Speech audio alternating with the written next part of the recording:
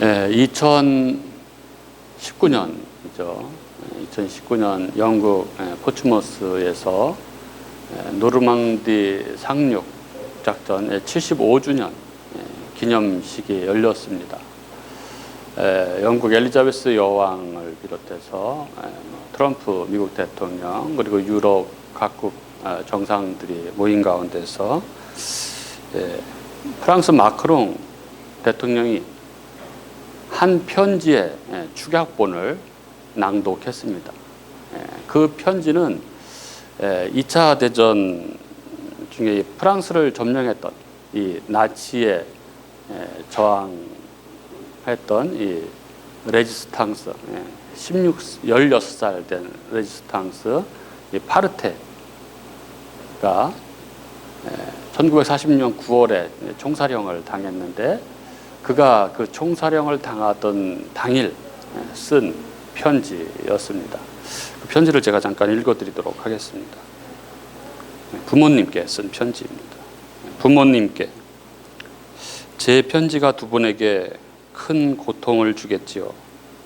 하지만 저는 부모님이 용감하다는 걸 알고 있어요. 또 용기를 잃지 않을 거라고 확신해요. 저를 사랑하신다면 부디 용기를 잃지 말아주세요. 부모님께 죄송해서 제가 얼마나 괴로워했는지 또 두 분을 볼 수 없어서 얼마나 힘들었는지 모를 거예요. 제가 87일 동안 교도소에 있으면서 그리워한 것은 소포가 아니라 두 분의 사랑이었어요. 제가 드린 고통과 아픔을 용서해달라고 자주 빌었어요.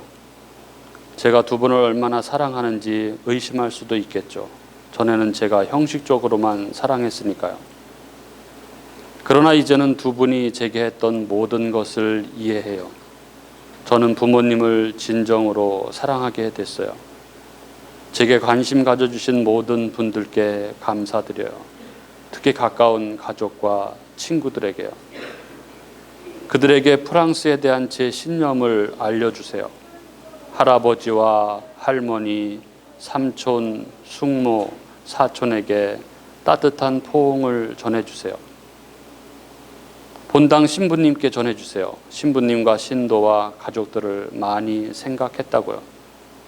저는 나라를 위해 죽습니다. 자유 프랑스를 원해요. 또 프랑스 국민의 행복을 원해요. 세계를 이끄는 오만한 프랑스가 아닌 근면하고 정직한 프랑스를 바라요. 제 걱정은 하지 마세요. 저는 용기를 잃지 않았고 유머 감각을 끝까지 지킬 거예요.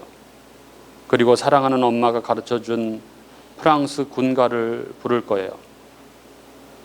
군인들이 저를 찾으러 오고 있어요. 그들의 발소리를 들으며 기다립니다. 제 글씨가 떨릴 텐데 연필이 짧아서예요.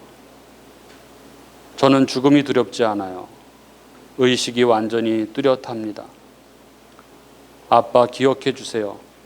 제가 죽는 건 좋은 일을 위해서예요. 더 영광스러운 죽음이 또 있을까요? 저는 조국을 위해 기꺼이 죽습니다.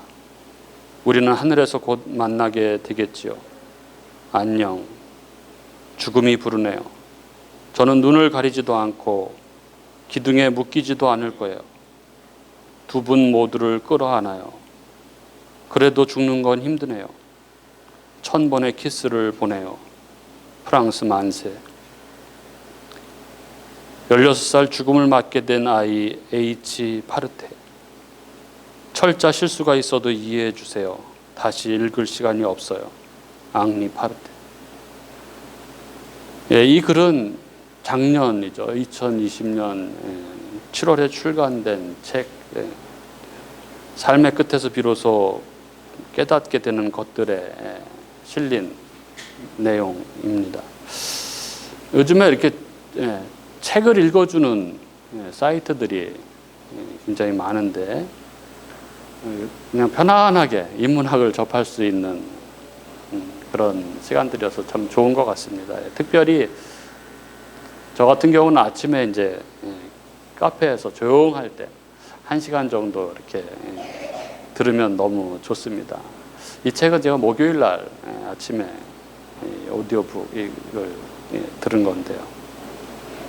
이 책에 많은 에피소드들이 나오는데 그 중에서도 이 16살 소년 이 파르테의 이야기가 내내 여운이 남는 그런 글이었습니다. 특별히 생애 마지막 순간에 부모님을 향해서 두 분 모두를 끌어안아요. 그리고 1000번의 키스를 보냅니다라는 이 부분이 계속 이 생각이 나고 너무나 이 애절한 그 심정이 계속 느껴져서 계속 마음이 좀 그랬습니다. 이 작가 정재영은 이 파르테의 이 편지에 대해서 죽음이 두렵지 않다고 했지만 두려움이 확연해서 애달프다. 철자가 틀릴까봐 걱정한 마음이 귀여워서 눈물이 난다. 그리고 공포와 슬픔을 이겨내려는 소년의 의지가 감동을 준다. 이렇게 말을 합니다. 사람이 인생의 마지막에 서면 얼마나 간절해지는지, 얼마나 애틋해지는지, 조국 프랑스를 사랑한 이 자유에 대한 신념으로 살아간 한 소년의 이야기가 정말 진한 여운을 주는 그러한 내용이었습니다. 이 책, 이 삶의 끝에서 비로소 깨닫게 되는 것들이라는 이 책의 이 프롤로그에 이런 내용이 있습니다. 톨스토이의 말처럼 30분 후에 죽는다는 걸 아는 사람은 사소한 일이나 바보 같은 일, 그리고 무엇보다 나쁜 일을 하지 않을 것이 분명하다. 30분 후에 죽을 것 같으면 사람은 눈 깜짝할 사이에 현명해진다. 당장 다툼과 비난과 거짓말을 멈출 것이다.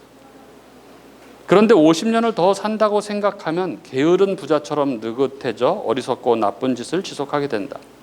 행복하고 현명한 삶을 미루게 되는 것이다. 그런 것 같습니다. 하지만 50년이라고 긴 시간은 아니죠. 100년을 사신 어르신들이 하시는 말씀이 인생은 정말 쏜살 같다고 하지 않습니까? 죽음을 앞두고 돌이켜보면 1년이 1초 같다고 그렇게들 말씀을 하십니다. 그리고 절망과 미움과 두려움은 오래 살겠지 하는 그런 착각에서 나오는 것이라고 그렇게 말들을 합니다. 요즘 주변에 지치고 힘들고 또 우울해하는 이야기들을 자주 듣습니다. 복음 설교를 마치고 나서 무엇을 설교할까 계속 고민 중이었는데 신명기를 6장까지 마쳤으니까 이제 7장부터 이어서 할까, 아니면 제가 이렇게 내러티브 이야기식으로 되는 설교를 좋아해서 복음서를 설교할까 막 계속 고민하고 있었는데 이게 정하지 못하고 있었는데 목요일 아침에 이 오디오북을 들으면서 이 인생에 대해서 좀 함께 나눴으면 좋겠다 이런 생각이 들었습니다. 우리에게 인생은 무엇이며 그 인생을 우리는 어떻게 값지게 살아갈 수 있는가. 오늘 말씀을 통해서 우리가 이 정말 광운 같은 그 인생을 어떻게 살아가야 하는지에 대해서 좀 깊이 생각할 수 있는 그런 시간이 되었으면 좋겠습니다. 오늘 설교 제목이 푸른 마르고 꽃은 시드나 이렇게 정했는데요. 마태복음 6장에 보면 우리 주님께서 우리가 잘 아는 유명한 비유의 말씀을 하시죠. 마태복음 6장 28절에서 30절. 너희가 어찌 의복을 위하여 염려하느냐. 들의 백합화가 어떻게 자라는 것 생각하여 보라. 수고도 아니하고 길쌈도 아니하느니라. 그러나 내가 너희에게 말하노니 솔로몬의 모든 영광으로도 입은 것이 이 꽃 하나만 갖지 못하였느니라. 오늘 있다가 내일 아궁이에 던져지는 들풀도 하나님이 이렇게 입히시거든. 하물며 너희일까 보냐. 믿음이 작은 자들아.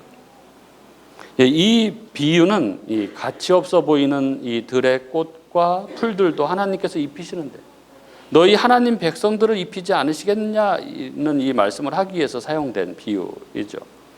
그런데 여기 29절에 이 솔로몬의 모든 영광으로도 입은 것이 이 꽃 하나만 갖지 못하였느니라 라는 이런 말씀이 있죠. 보잘것없는 이 들의 꽃 하나조차도 사람의 모든 영광보다 더 뛰어나다는 것입니다. 말하자면 하나님이 입히시는 이 들의 꽃과 풀은 아주 영화롭습니다. 그러나 성경에서 이 꽃과 풀의 영화로움은 극히 제한적이고 한시적인 것을 말하기 위해서 주로 사용되죠. 시편 103편 15절 16절에 보면 이런 말씀이 있습니다. 인생은 그 날이 풀과 같으며 그 영화가 들의 꽃과 같도다. 그것은 바람이 지나가면 없어지나니 그 있던 자리도 다시 알지 못하거니와. 이런 말씀이 있습니다. 들의 꽃과 풀은 솔로몬의 모든 영광도 따를 수 없을 만큼 위대한 하나님의 작품이지만, 그러나 꽃은 지고 풀은 시듭니다. 바람이 지나가면 없어져서 그 자리가 어디에 있었는지도 알지 못하죠. 그들의 영광은 이렇게 한시적입니다. 시편은 이렇게 영화로운 꽃과 풀도 지고 시든다는 사실을 통해서 인생이 한시적이고 허망하다는 것을, 그래서 그 인생의 영화라는 것이 부질없다는 것을 이렇게 노래하고 있습니다. 오늘 우리가 본문으로 삼은 이 이사야 40장에도 똑같은 표현이 등장을 하죠. 우리 오늘 이 본문 이사야 40장 6절부터 8절 말씀을 보면, 말하는 자의 소리여 이르되 외치라. 대답하되 내가 무엇이라 외치리까 하니 이르되 모든 육체는 풀이요 그의 모든 아름다움은 들의 꽃과 같으니 풀은 마르고 꽃이 시들면 여호와의 기운이 그 위에 불미라. 이 백성은 실로 풀이로다. 풀은 마르고 꽃은 시드나 우리 하나님의 말씀은 영원히 서리라 하라. 이 이사야 40장 역시 우리들에게 이 들의 꽃과 풀의 운명을 말해주면서 그것을 인생의 한계와 덧없음을 노래합니다. 모든 육체, 즉 인생들은 다 풀과 같고 그 인생들의 아름다움은 들의 꽃과 같이 곧 시드는 것이죠. 시편에서도 그렇고 이사야 40장에서도 그렇고 이 말씀들은 우리 인생이 얼마나 한시적이고 허망한 것인지를 가르쳐주고 있습니다. 그러나 우리는 오늘 이 본문 이사야 말씀이 결국 시들고 지고 말 들의 꽃과 풀에 대한 이 말씀이 단순히 인생의 이야기를 하는 것만은 아니라는 것을 알아야 합니다. 이사야 40장 말씀은 단순한 인생론이 아닙니다. 왜냐하면 이 말씀은 이스라엘이 이 바벨론 포로로부터 귀환할 것을 말씀해 주고 있는 본문이기 때문에 그렇습니다. 이사야 40장은 아주 대표적인 포로 귀환 예언 말씀이죠. 그러므로 들의 꽃과 이 풀이 지고 시든다는 것은 적어도 이 이사야 40장 본문에서는 단순히 인생의 덧없음, 그 사람의 영광의 허무함만을 말하는 것이 아니고 그것은 그것들을 포괄해서 더 깊은 어떤 메시지를 전하고 있는 것이라는 것이죠. 한번 보시죠.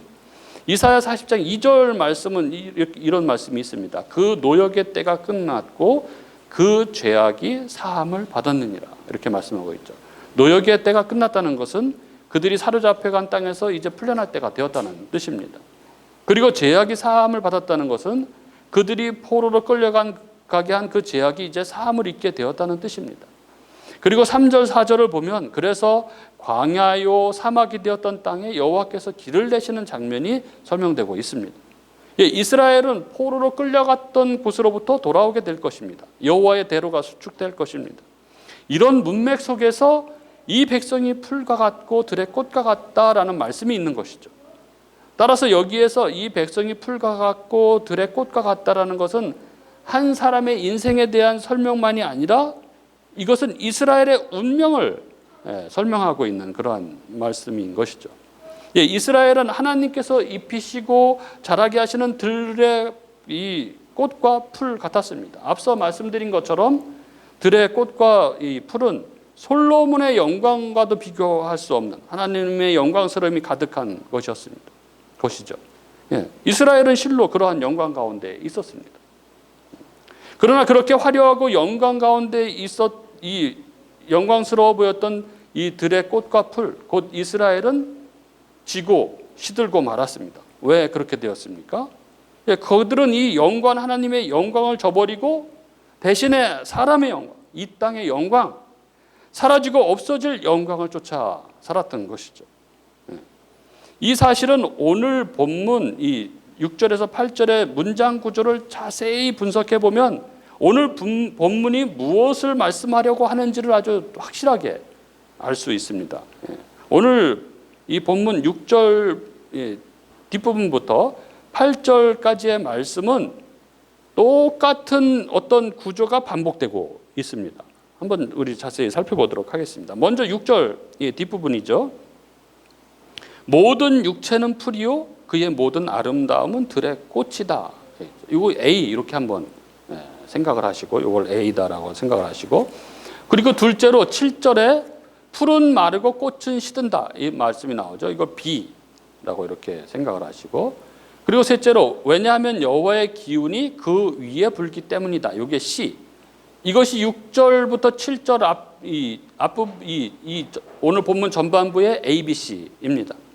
그리고 오늘 본문은 이 구조를 7절 뒷부분부터 8절에 똑같이 반복해서 보여주고 있죠. 한번 보겠습니다. 이 백성은 실로 풀이다. 7절 뒷부분에 나오죠. 이걸 A-라고 보고, 그리고 둘째는 8절 첫 부분입니다. 풀은 마르고 꽃은 시든다. 이걸 B-라고 보고, 역시 셋째 부분은 8절의 끝부분입니다. 우리 하나님의 말씀은 영원히 섭니다. 이걸 C-. 이렇게 보면 이사야 40장의 이 부분은 의도적으로 뭔가 비교가 되도록 같은 구조를 사용하고 있습니다.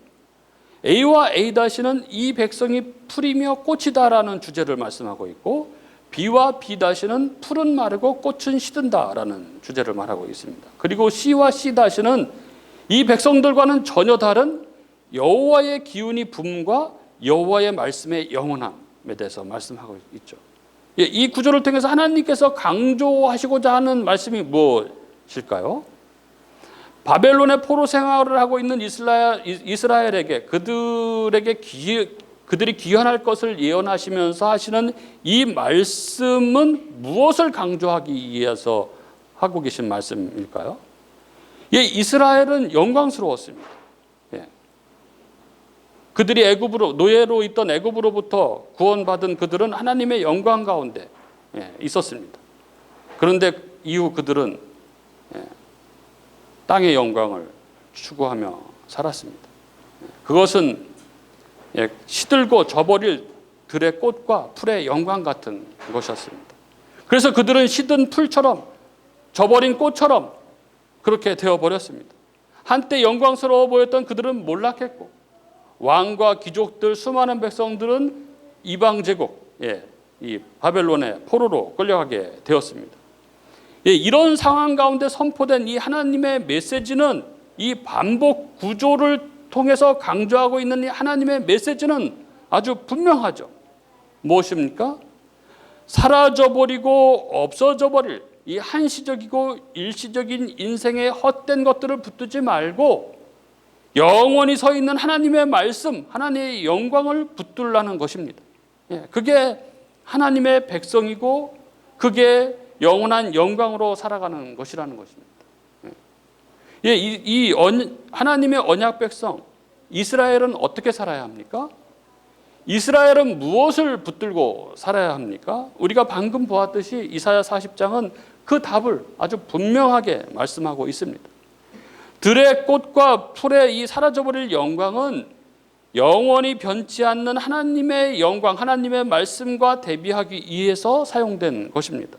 하나님의 언약 백성인 이스라엘은 사라져버릴 이 땅의 영광이 아니라 영원히 변치 않는 하나님의 영광, 하나님의 말씀을 붙들고 살아야 한다는 것입니다. 그때 그 인생이 진정한 인생, 영원한 인생, 하나님의 영광 가운데 살아가게 될 수 있는 그런 인생이 될 수 있다는 것입니다. 이를 위해서 하나님께서 내가 광야요 사막이 되었던 땅에 내가 길을 내어서 너희를 구원할 것이다, 이렇게 말씀하고 계신 것입니다. 그리고 이 예언, 우리가 오늘 들은 이 이사야 40장 이 말씀은 그 내용이 그대로 인용된 이 신약 성경에서 그 구체적인 성취를 아주 자세하게 보여줍니다. 바로 베드로전서 1장 23절부터 25절 말씀입니다. 제가 읽어드리겠습니다. 베드로전서 1장 23절부터 25절. 너희가 거듭난 것은 썩어질 씨로 된 것이 아니요 썩지 아니할 씨로 된 것이니 살아있고 항상 있는 하나님의 말씀으로 되었느니라.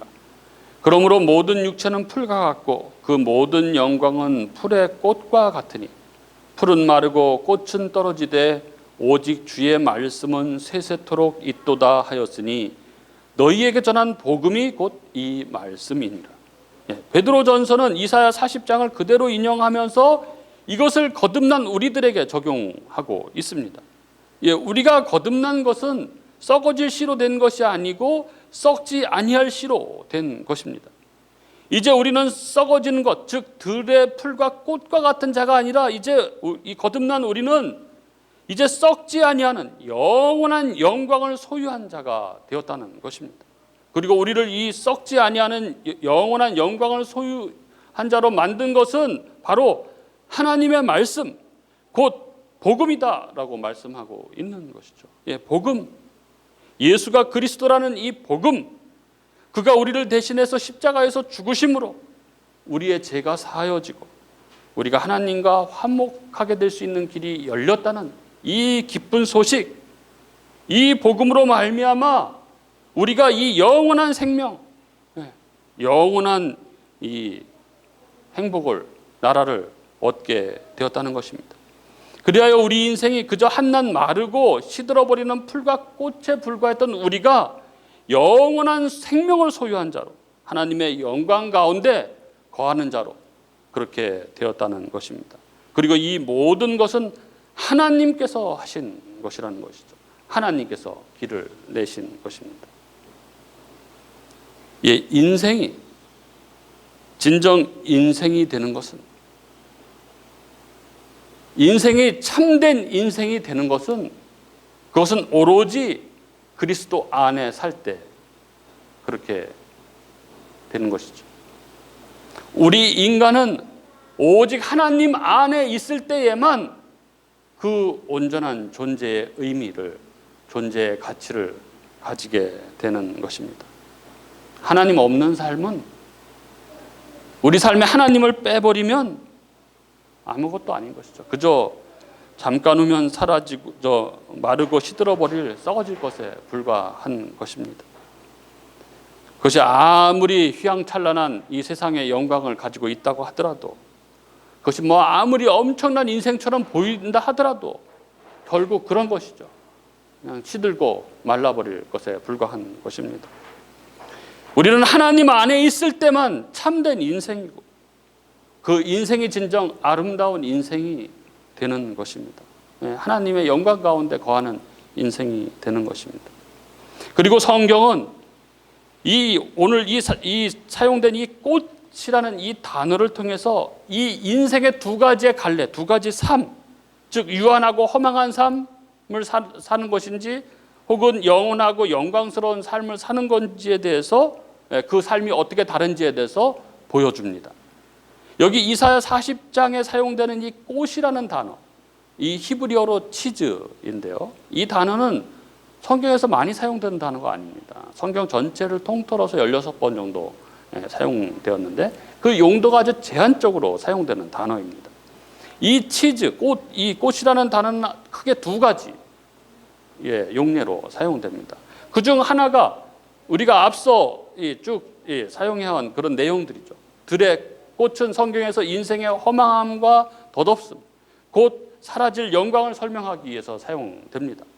그런데 이 말이 허망하고 덧없고 곧 사라질 영광을 나타내는 것이 아니라 영원하고 영광스러운 것을 나타내는 것에 사용되기도 합니다. 먼저 출애굽기 28장과 39장에 보면 이 꽃, 이 치즈라는 단어가 나오는데 이 단어가 제사와 관련되어 사용됩니다.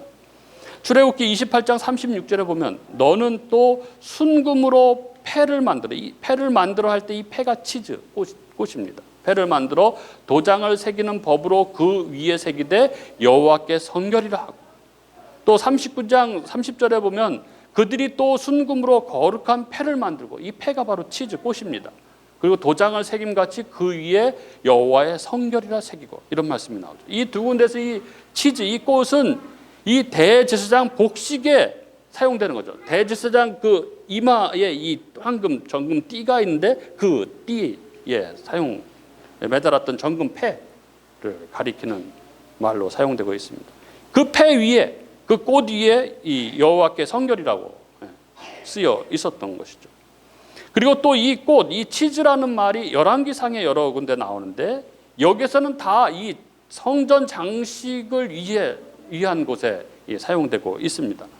열왕기상 6장 18절에 보면 성전 안에 입힌 백향목에는 박과 핀 꽃을 아로새겼고, 근데 이 핀 꽃이 바로 치즈라는 단어를 사용합니다. 그리고 6장 32절에도 감람나무로 만든 그 두 문짝의 그룹과 종려와 핀 꽃을 아로새기고, 여기 이 꽃도 치즈입니다. 그리고 6장 35절에 그 문짝의 그룹들과 종려와 핀 꽃을 아로새기고, 이것도 꽃 치즈입니다. 솔로몬이 성전을 건축했을 때 이 성전의 벽과 천정에는 핀 꽃 치즈를 아로새겼습니다. 지성소 사면 벽에도, 지성소로 들어가는 문에도 이 꽃을 사용했습니다. 성경에서 몇 번 안 나오는 이 치즈의 아주 중요한 용례, 즉 이 꽃이라는 단어, 이 치즈의 절반은 이렇게 대제사장과 성전 장식과 관련되어서 사용되었습니다. 즉 이 단어는 성경 절반에서는 이 시들고 마르는 들의 꽃을 설명하기 위해서 사용되었고, 다른 절반은 대제사장과 성전 장식, 즉 하나님의 것, 영원하고 영광스러운 것에 사용되고 있습니다. 우리 교우님들, 우리는 인생에서 많은 힘든 일을 힘을 쏟으며 살아가죠. 우리는 모두 각자 열심히 살아갑니다. 누구보다 열심히 살아가죠. 의미 있는 삶을 원하면서 행복한 삶을 살아가기 위해서 그렇게 전력으로 힘을 쏟으며 그렇게 살아갑니다. 그런데 우리는 때때로 지치고, 때때로 힘들고, 때때로 아프고, 때때로 괴롭고 그렇습니다.